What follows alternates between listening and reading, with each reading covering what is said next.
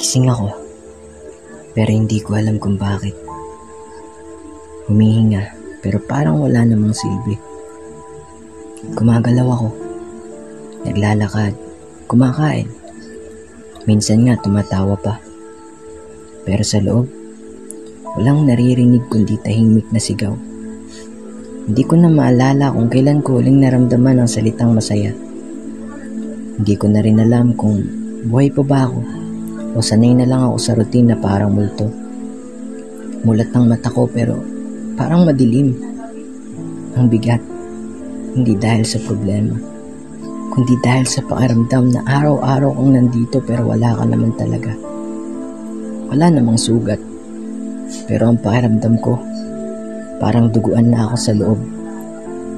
Kahit ilang tulog, hindi gumagaan. Kahit ilang ngiti, hindi gumagaling. Ako to, buong araw sa kama.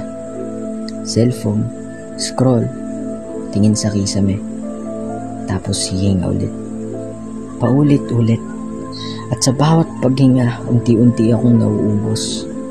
Tahimik akong nakahiga, nakapikit, at sa isip ko may pabulong na panalangin. Sana sa susunod na pikit, di na ako magising ulit.